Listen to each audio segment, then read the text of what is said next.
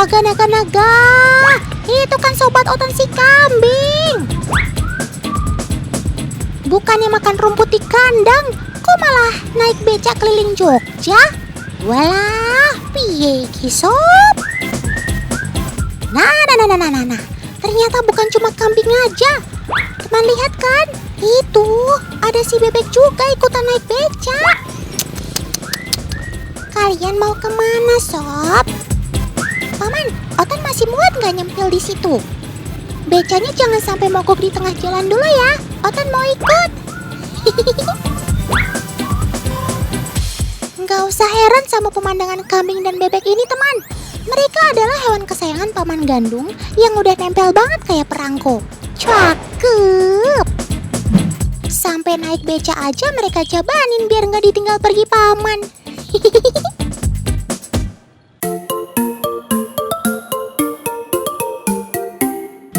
Tingkah lucu kambing dan bebek ini dimanfaatkan Pak Gandung untuk melatih kedekatan antara mereka bertiga. Tuh, nggak cuma anteng di atas beca, tapi mereka juga ngikutin Paman kemanapun pergi. Cakep. Ya, hitung-hitung refreshing, biar nggak suntuk di dalam kandang mulu ya, sob. Baby dan Citra ini benar-benar nurut banget kan sama Paman Gandung. Iya, teman di rumah nggak salah dengar kok. Itu emang nama dua hewan kesayangan Paman. Citra si bebek lincah banget soal lari. Kalau larinya udah makin jauh, Paman tinggal panggil dengan posisi tangan mengepal seperti ini. Citra otomatis nyamperin Paman karena dipikir mau dikasih makan. Lucunya, Citra dan Baby nggak pernah berantem atau cemburu loh untuk dapat perhatian Paman Gandung.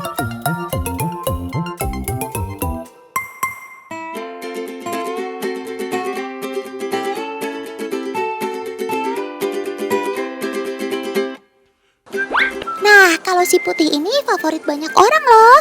Bahkan siapa sih yang nggak tahu kartun yang karakternya diambil dari Sobat Otan satu ini? Pangkal pada paruh bebek fungsinya seperti sisir loh teman. Hal ini berguna untuk menyaring makanan dari air dan tanah. Selain itu, Otan jadi ingat beberapa fakta unik soal bebek loh. Penasaran kan? Yuk kita cekidot.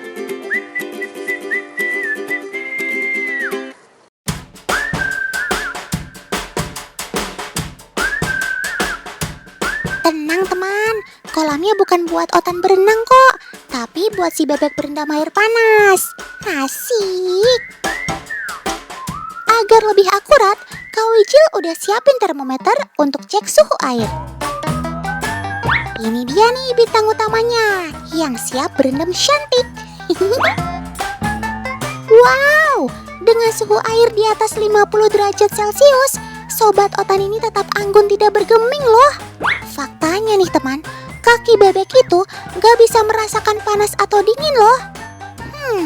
Biar lebih terpercaya, sekarang Otan buktiin pakai yang dingin-dingin ya.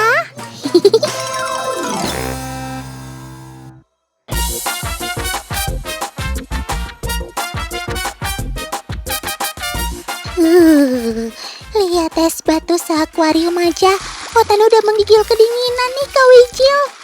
Ini kok masih mau ditambah es batu lagi, Kak? Oke, sekarang kita cek suhu airnya ya, teman. What? 1 derajat? Ini sih Otan bakal flu berat kalau dicemplungin ke situ. Hancur. Waduh, Sob. Kaki kamu beneran sesakti itu nggak ya? Oke deh, kita buktikan bersama-sama. Gila bener. Sobat Otan ini sama sekali nggak bereaksi apa-apa loh teman. Cakep. Fakta pertama, terbukti berhasil. Ternyata kaki bebek tidak bisa merasakan panas atau dingin karena tidak adanya pembuluh darah dan sistem syaraf. Walaupun pada kaki dan selaputnya nampak terlihat urat halus, tapi darah tidak dialirkan sampai pada kakinya. Jadi, kaki Sobat Otan ini nggak bisa membedakan, bahkan ngerasain panas dan dinginnya air saat ia berenang. Gile bener!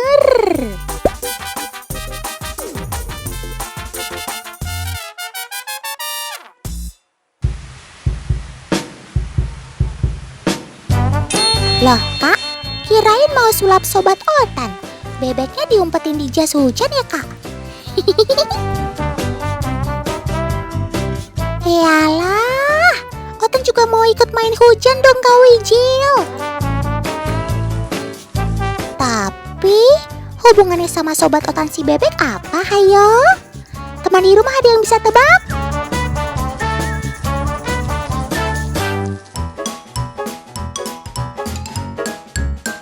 Nah, ini dia nih fakta unik bebek selanjutnya. Bulu bebek itu sama halnya dengan jas hujan. Yaps, anti air. Coba deh kita lihat yang satu ini. Wih, keren kan? Saat disiram air, bulir-bulir air yang jatuh tidak meresap ke dalam bulu bebek. Benar-benar magic. Hats, tapi ini bukan sembarang magic ya teman. Walaupun bebek menghabiskan waktu di air untuk berenang, tapi bulu bebek punya kelenjar minyak yang dapat membuat badannya tetap kering. Si kelenjar ini juga yang membuat bebek tetap hangat, meski cuaca atau air dalam keadaan dingin. Jadi, sobat Otan ini anti keriput dan lepek jika lama di air. Tetap cantik dan anggun ya, Syai. Cakep.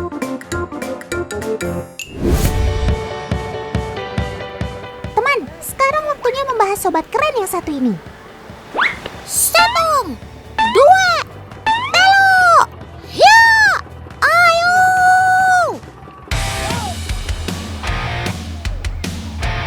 Terbang terus sob, ayo kalian pasti bisa. Ya, beginilah jika ayam yang diterbangkan. Meski terbang bukan keahlian sobat Otan satu ini, tapi nyatanya banyak yang mampu mendarat dengan mulus tanpa harus tercebur ke laut. Cakep!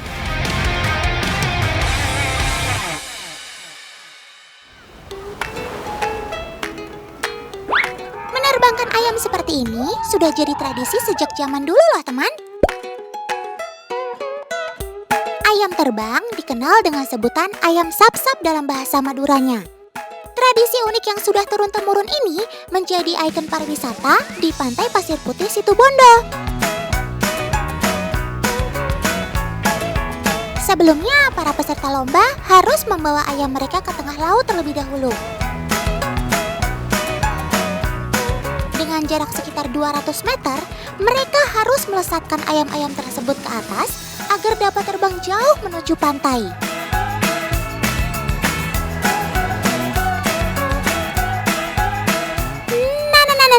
Nah, kapal oleng kapten. Begini nih akibatnya bagi ayam yang tidak mampu melesat cepat. Basah kuyup deh. Sedangkan pemenangnya, so pasti ayam yang paling cepat dan berhasil mendarat di pantai. Yuhu! Selamat sob, kamu juara.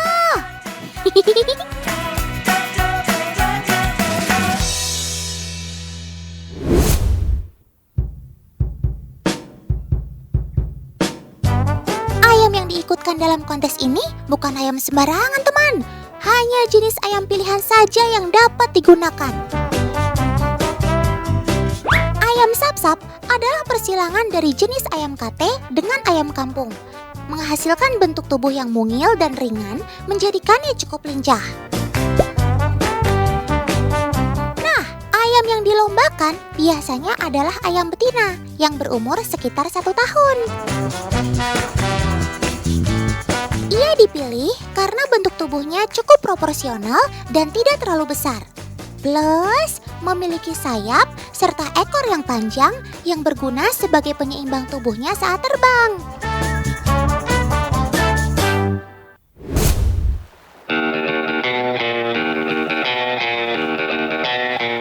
Latihan fisik juga dibutuhkan bagi atlet ayam sap-sap agar dapat terbang dengan baik. Seminggu sekali, ayam dibawa ke pinggir pantai dan dilemparkan ke udara, hingga sang ayam terbiasa melayang menuju daratan. Semangat ya sob, demi jadi atlet sap-sap memang butuh perjuangan.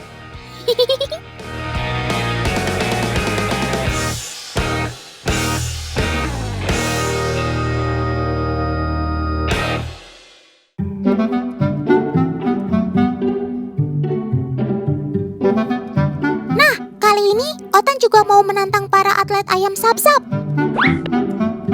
Kalau terbang dari lautan bisa, apakah jalan di atas sebilah bambu mereka mampu? Tapi bambunya kita letakkan di atas kali loh.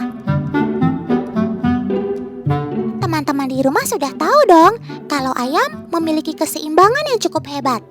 Baiklah, kalian siap? Nah, tunggu apa lagi? Ayo sob, jalan! Di belakang banyak yang antri tuh. Ada-ada saja reaksi mereka, teman. Ada yang takut dan tidak mau berjalan. Ada yang balik arah. Ada yang terjatuh. Tapi ada juga yang berhasil dong. Yap, sebenarnya mereka bisa melewatinya kok. Hanya saja mereka belum terbiasa.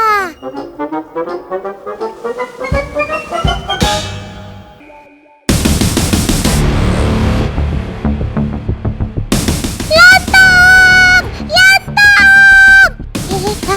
Tolong!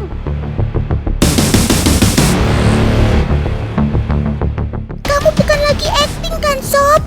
Kalau memang tidak bisa berenang, kenapa berani-beraninya main di air sih? Mana Otan gak bisa berenang lagi? Duh Sob, usaha sendiri ya. Otan hanya bisa bantu dengan doa. Semoga kamu... Duh, jadi deg-degan nih.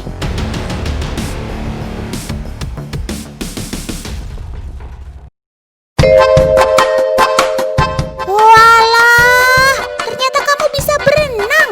Syukurlah kamu gak pakai jurus batu alias tenggelam. Sobat Otan ini berenang dengan kedua sayapnya, teman. Perlahan tapi pasti, ia akhirnya sampai ke daratan. Lihat, ia bahkan berusaha terbang keluar dari air dengan kondisi bulu yang basah. Sayapnya yang lebar mempermudah dia untuk terbang.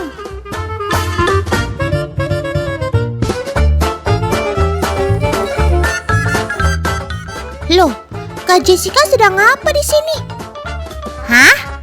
Kakak lagi percobaan ya? Pantesan aja Sobat Otan ini mau-maunya nyelup ke air. Lihat Kak, kok bulu si Burhan gak sampai kuyup ya? Bukannya bulu burung hantu itu lembut dan mudah menyerap air? Ternyata teman, bulu si Buffy Fish Owl ini tidak mudah menyerap air. Dia dianugerahi bulu yang berbeda dengan jenis burung hantu lainnya. Kelebihannya ini sangat membantunya ketika ia berburu makanan. Di alam liar, Buffy Fish Owl atau nama latinnya Bubu Ketupu ini biasa memangsa ikan, katak, reptil, atau serangga air. Makanannya ini akan mudah ia dapatkan karena tidak jauh dari habitatnya yang dekat dengan sumber air. Sobat Otan ini termasuk burung hantu berbadan medium. Panjang tubuh Buffy Fish Owl dewasa sekitar 40 hingga 48 cm. Dengan rentang sayap 29 hingga 39 cm. Burung ini banyak ditemukan di pedalaman hutan Asia Tenggara. Sobat Otan yang satu ini memang aktif di siang hari. Matanya yang berwarna kuning adalah tandanya. Kalau owl yang nokturnal atau aktif malam hari, matanya berwarna hitam seperti ini, teman.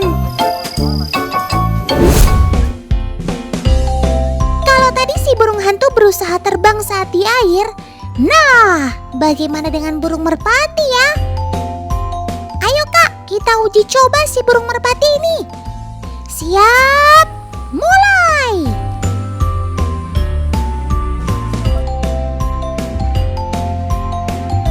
Ketika menyentuh air, burung merpati langsung berusaha untuk terbang. Hanya saja, ia tidak bisa terbang tinggi seperti si burung hantu. Merpati hanya mampu terbang di atas permukaan air saja. Lihat teman, bulu si merpati juga lebih basah dibandingkan bulu burung hantu. Ternyata kalau urusan meloloskan diri dari air, si bubuk ketupu ini masih lebih unggul dibandingkan burung merpati. Sobat Otan yang bermata bulat dan tajam ini adalah burung hantu Bubo sumatranus. Namanya Caca. Bubo sumatranus ini termasuk genus burung hantu terbesar yang ada di dunia loh.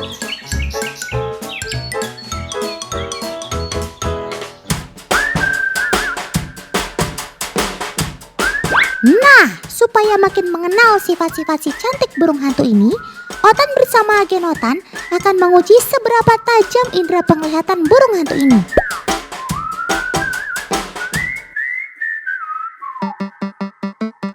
Agen Otan punya 2 anak ayam, 1 anak ayam mainan dan yang satunya lagi anak ayam hidup.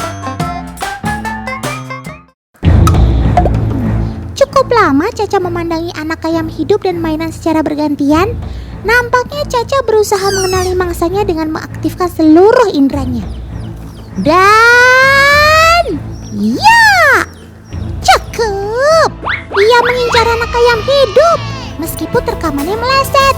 Nah, Otan punya penjelasannya nih. Caca mengincar makanan di depannya dengan bantuan bulu-bulu yang menyerupai piringan pada wajahnya. Bulu ini berfungsi seperti radar yang menangkap sinyal, dan sinyal itu berupa suara yang ditimbulkan dari mangsa. Mengapa Caca lebih memilih anak ayam dibandingkan mainan? Suara ciap-ciap anak ayam yang datang akan lebih difokuskan oleh bulu-bulu di muka, kemudian diterima oleh lubang telinga.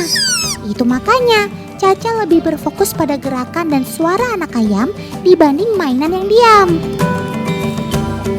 Tapi, mengapa tangkapan Caca meleset? Burung hantu adalah hewan nokturnal yang aktif di malam hari. Nah, di siang hari, kemampuan Caca melihat mangsanya tidak begitu maksimal.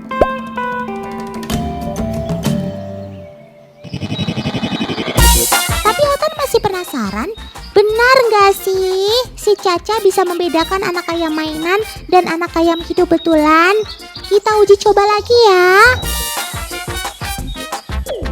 Agen Otan memegang mainan anak ayam. Mainannya digoyang-goyang ya. Apakah Caca akan menghampiri buruannya? Kita lihat. Cakep! Kamu ketipu, Ca. Itu kan mainan.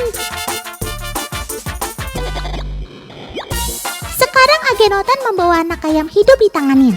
Apakah Caca akan bereaksi sama? Yang ini juga disamber juga. Hal ini semakin menguatkan teori Otan. Kalau di siang hari, si Caca lebih memaksimalkan indera pendengarannya dibanding penglihatannya.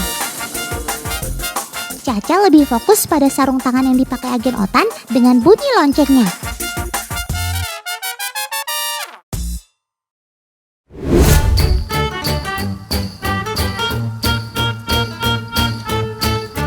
Masih ada lagi nih ujian buat kamu, Ca. Agen Otan meletakkan anak ayam hidup di hadapan mereka. Caca harus melewati rintangan 2 kakak agen Otan yang berada di depannya. Apakah Caca bisa melewati rintangan tersebut? Apakah Caca mampu? Caca tampak seksama mengamati anak ayam di depannya. Mungkin ia sedang berpikir bagaimana cara melewati rintangan yang ada di depannya. Ya, cakep!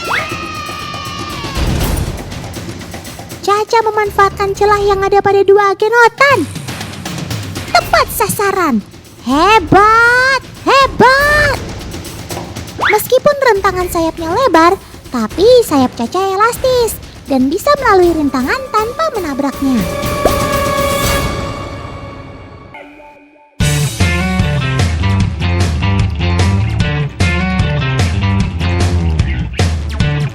Sampai sini dulu perjumpaan kita kali ini ya teman. Tetap saksikan Si Otan setiap Senin sampai Jumat pukul 1 siang. Hanya di Trans 7. Sampai jumpa!